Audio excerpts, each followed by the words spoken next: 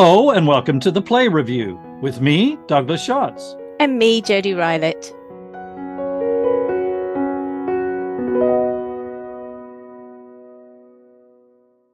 Hi, Jodi. Hi, Douglas. How are you doing? Great, thank you. The sun has come out in the UK for once, so I'm quite pleased about that. Finally, we have 3 days of summer. The show that we're reviewing today is The Effect by Lucy Prebble, which is currently playing on the Littleton stage at the National Theatre. The play charts the effects on two young people who participate in a residential drug trial, during the course of which they are given escalating doses of a new antidepressant. The two fall in love, but they are unsure whether they can trust that their feelings are real. All of this is orchestrated and observed by two doctors who are trying to assess how much their increasingly intense behavior can be attributed to the effect of the drug. The Effect was first produced at the National in 2012 in the smaller Cottesloe Theatre, now the Dorfman, with Billie Piper and John Joe O'Neill playing the two young people taking part in the trial. Lucy Prebble and Billie Piper went on to work together on two series of I Hate Susie on TV, where Lucy has also earned huge acclaim as a writer and executive producer on the multi-award-winning Succession. As a playwright, she's the author of The Sugar Syndrome, Enron, and A Very Expensive Poison.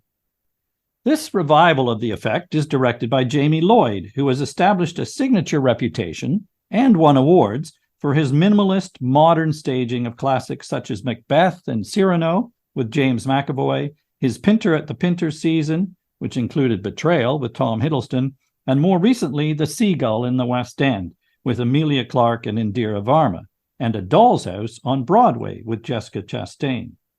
Lloyd's work has garnered acclaim and popularity, though it's also true to say that his style is not to everyone's taste. The cast of the national production is led by Paapa Essiedu and Taylor Russell, both of whom will be familiar for their work on screen. Essiedu has a long list of stellar credits on both TV and stage, including I May Destroy You and The Lazarus Project, as well as Hamlet at the RSC and King Lear at the National, and A Number at the Old Vic, to name a few. Canadian actress Russell is best known for her award-winning role in the film Bones and All. This is, in fact, her professional theatre debut. So, all in all, a starry lineup. So, Jodi, did you know the play? Had you seen the first production, or what attracted you to come and see this show? I did not know this play, but I know Lucy Prebble, and I loved Succession. I saw A Very Expensive Poison. I've seen The Sugar Syndrome. So I really wanted to see this play, and I've not read it either. That's what drew me to it. That and Paapa Essiedu, I thought that was some great casting. So I was really looking forward to that. I went into a Jamie Lloyd production with some trepidation. So you're one of those when I said it's not to everyone's taste. And I don't disagree with you because I pretty much hated his Seagull, which was the whole cast sitting in a row of chairs, immobile throughout the whole thing. Yeah. On what looked like a rehearsal set, just a plywood box. And I just felt that missed a lot of what Chekhov's about. But That's another review. So as we say, he attracts mixed feelings, I think. How do you think it worked here? So I think, it didn't annoy me the way that I was infuriated by the Seagull. This is faint praise. I know. And it's really not like me, right? It isn't, no. No.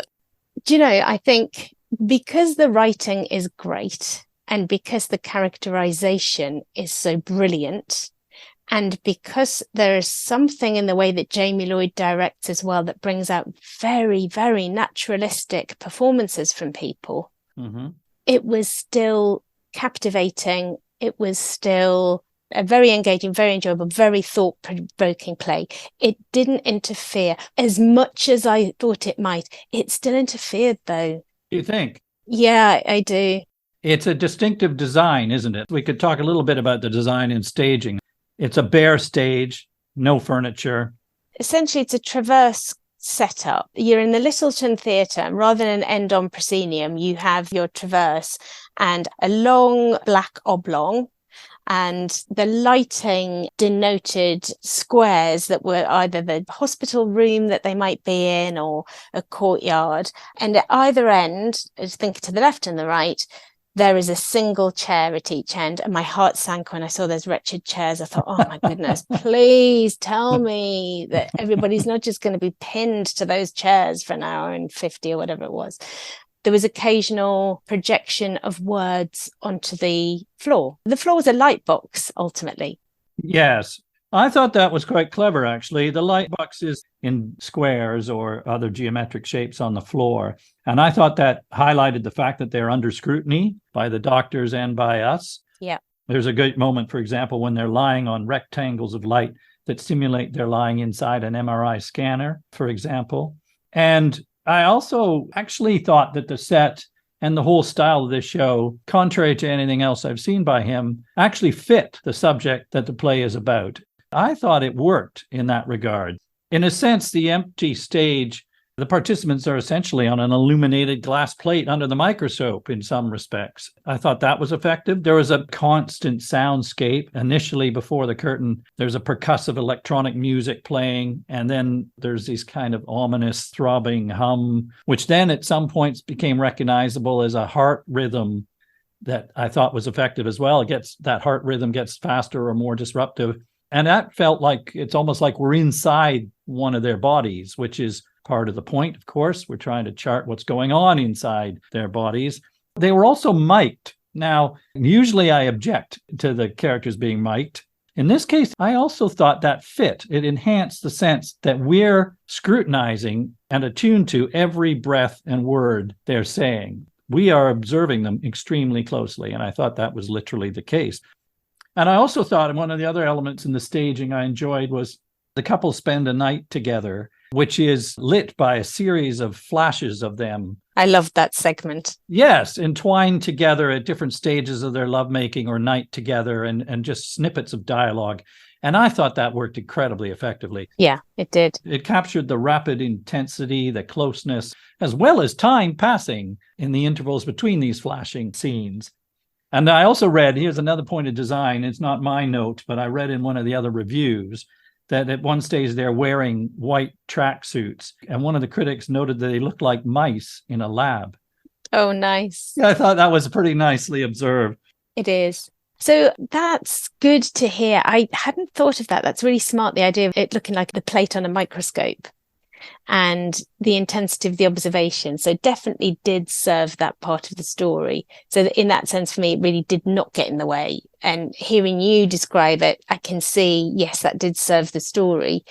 The mic aspect, I felt like particular Taylor Russell's was turned up so much. I could hear her every breath and her every swallow. And it just felt too much. I mean, in a way, maybe that was the point, that it should feel too much, too close, too intense. I think that is partly the point. I saw the first production in 2012 and really loved it. I remember it as being a hugely powerful and intelligent play with a blistering performance by Billy Piper, by the way. And it was set again in the transverse or possibly even in the round in the cockpit of the Cottesloe, which drew you in, and we become the observers, almost like an old-fashioned auditorium for surgery, if you think of that. Oh, yeah. The Cottesloe being much smaller, you're very close to what's happening and drawn in. And I think the Littleton suffers a little bit there from the scale of it, because I, like you, I think I would rather have been on the stage. I was back up in the top of the circle and quite a long way from them. I was thankful for the mics in some sense in that I was brought closer, because I was unable to really see their faces or what was going on in detail in a way I'd like to have. Yeah. What might have worked nicely, actually, now that you describe that view from the very back, is I don't know if you saw the recent Oklahoma revival where they had a very close-in live videoing in one intense moment. That would have been a really good use of live projection, actually. That would have worked, actually, in this circumstance, and that would have served the story as well about being under observation. Yes, it would. What did you think of the cast and the performances? So I thought Paapa Essiedu was outstanding. I did feel like he made that character so very much his own and felt so natural with it. And his physicality is phenomenal, and his charm. You warmed to this Tristan character enormously and you rooted for him. So I thought that casting was amazing. I loved, is it Michelle Austin who played Dr. Lorna?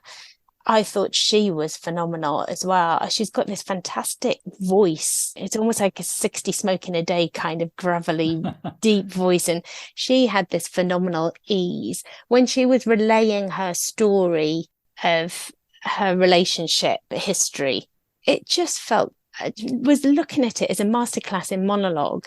It utterly felt like she was finding those words and talking about it so naturally. I thought she was phenomenal. I agree with you. And there's two moments very cleverly structured in the play where the two doctors, she and Kobna Holbrook-Smith as Toby, they independently give what looks like a TED Talk or the parody of a TED Talk.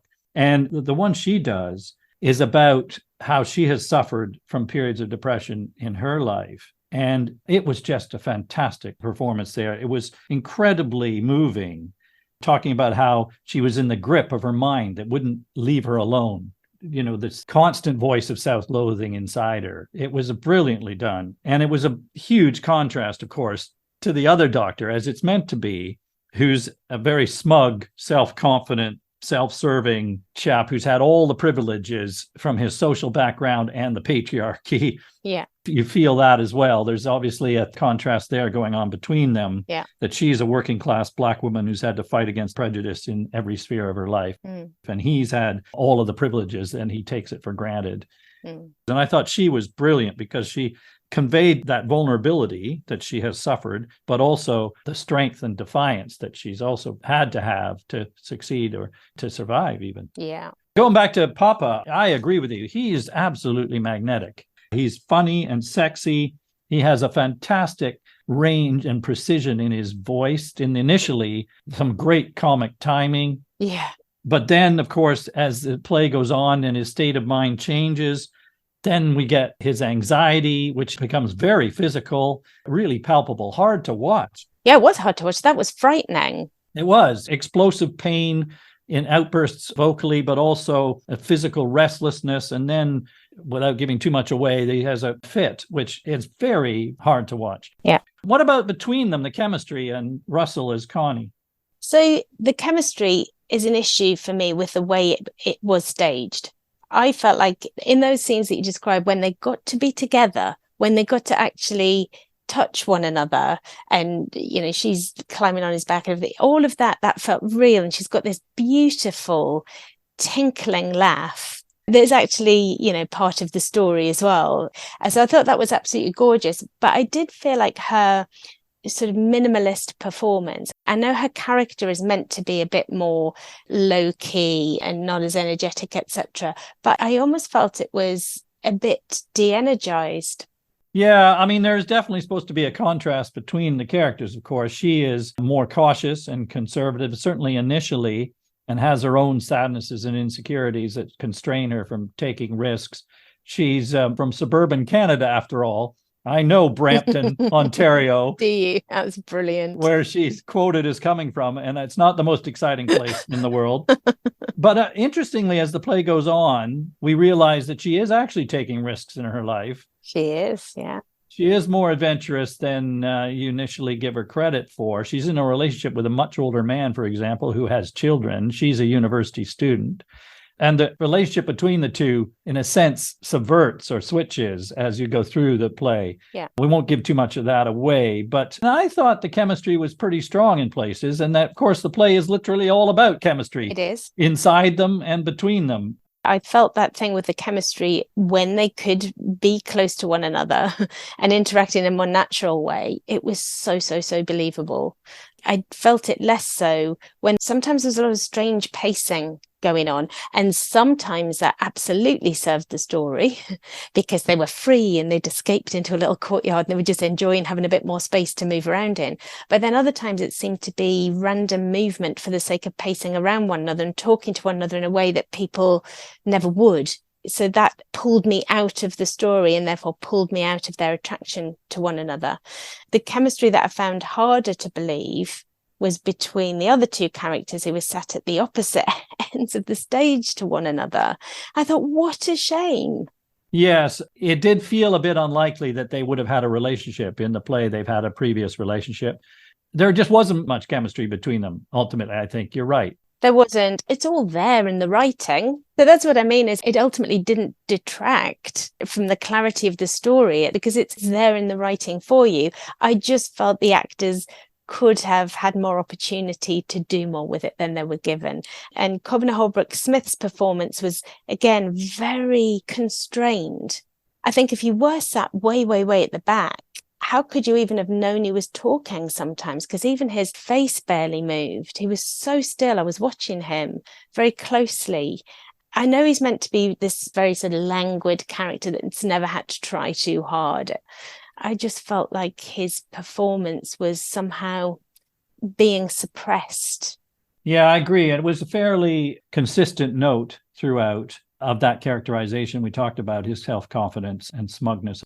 And then towards the end, he does confess to some guilt about their relationship. But it didn't feel that convincing at that point. We didn't have enough of a foundation in the way they related to each other, his response to her, to understand where that came from. And that, yeah, as you say, if they were closer, you would have got more of the frisson about their previous relationship. Yes. And it was an illogical attraction, right? Yes. It was a chemistry thing, which plays well to the whole theme of the play, really. That's interesting. It reminded me that actually structurally, I like the fact that there are two couples here at different stages of their lives, of course, and about their relationships or attractions and how they played out. What about the play itself and what it's about? It raises some thought-provoking questions, doesn't it, about the relationship between mind and body, psychology and physiology, more specifically the brain, and about depression and the difference between sadness and illness and whether the source of mental ill health, whether it's situational or medical, and even of other feelings, including even what is love. So there's a lot going on, I thought. There is a lot going on. Big Pharma. Yes. Is also a theme, and bias of all sorts of different natures. Confirmation bias when you're studying something and you're looking for it to tell you the thing that you want it to, and how dangerous that is, obviously, in this sort of drug testing scenario. And also the bias of medical science, which has been in the news a bit more recently. It's very rare to have a woman in these tests. It was commented several times that there are very few women in these drug trials. And there's been a whole expose recently around how a lot of the drug testing in the past has been very much around the male physiognomy, because it's complicated, a woman's physiognomy, and you've got the risks of pregnancy and so on that can complicate things. So there's just so much in this play. I just love her writing. I bought the play text so I can have a proper read of it now again. It's so beautifully articulated as well. It could have become a lot of quite turgid, look at the good research that I've done, and I will now have two characters talk about opposing views, which sometimes happens, doesn't it? But in this case, it felt like a very realistic, inconsistent with the characters discussion when Lorna and Toby are talking about why she has refused medication for her depression. Yeah. And she does clearly suffer from clinical depression as opposed to low mood. There's a moment when she says something like, look, if I have social anxiety and I drink a bottle of wine, I'm going to feel more relaxed. But that doesn't mean to say that if I'm feeling social anxiety, that I don't have enough alcohol in my system. I thought that was such a clever way of describing the whole serotonin suppression thing. The subject of how we attribute our emotional or mental responses to chemical activity in the brain for states like depression, and then we prescribe drugs that adjust these so-called imbalances in the chemical composition or activity in the brain, is fascinating. There's a great line that I picked out from Lorna, the doctor, who says, we're going to look back at this chemical imbalance shit like the four humors all over again.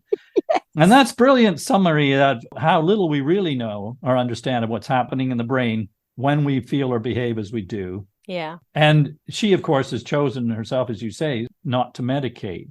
But it recalled for me, I had a friend back in my university days who suffered severe bouts of manic depression and was prescribed drugs that evened him out, so to speak, to the point of dullness.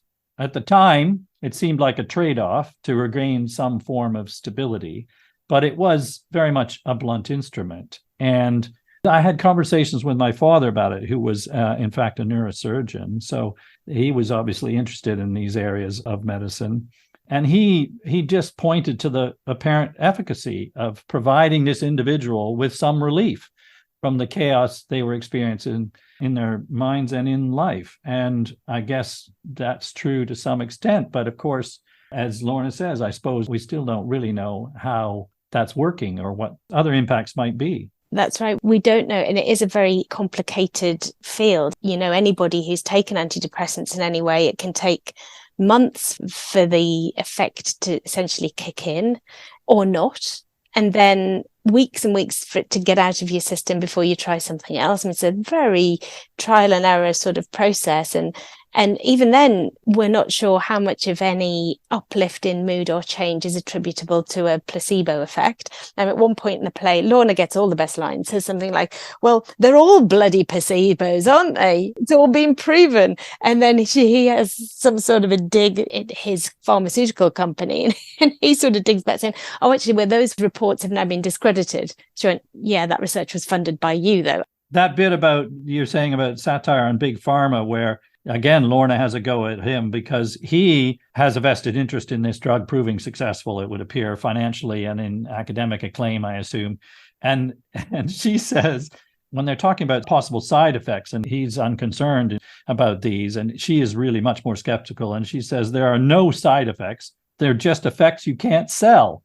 What a brilliant line. It is. And I love that, evoking the physical and the mental, in a sense. There was a bucket on the front of the stage with an actual brain, the only prop. The only prop.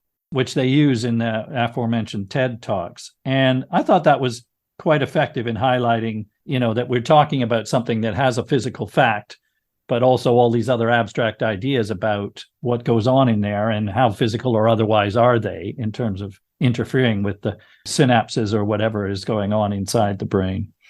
So very thought-provoking play. So I guess you were less annoyed by the production than you might have expected. So that's a result. Yeah. I thought it did justice to the play in a much more positive way. And the play itself is fascinating and definitely worth seeing. It's definitely worth seeing. It's worth seeing for the writing. It's worth seeing for the performances. I suppose had I gone in knowing the play and knowing that it was about this kind of scrutiny, I might have enjoyed the whole setup a lot more. It took me a while to appreciate things like, oh, that's emulating an MRI.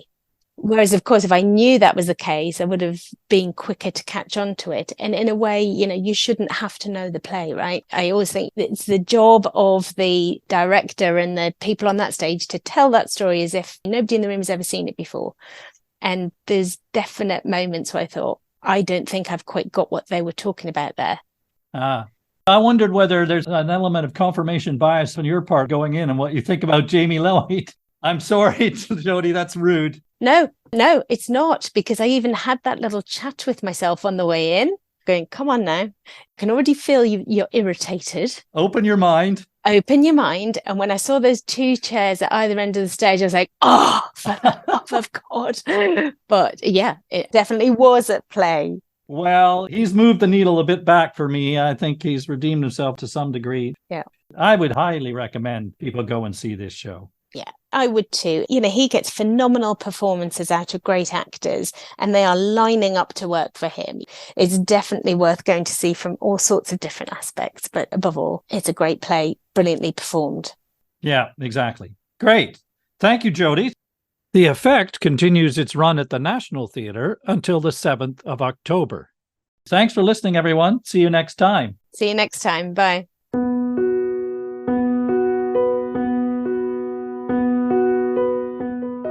We'd love to hear what you think, so please visit theplaypodcast.com to share your comments or email us at plays@theplaypodcast.com. Thanks for listening.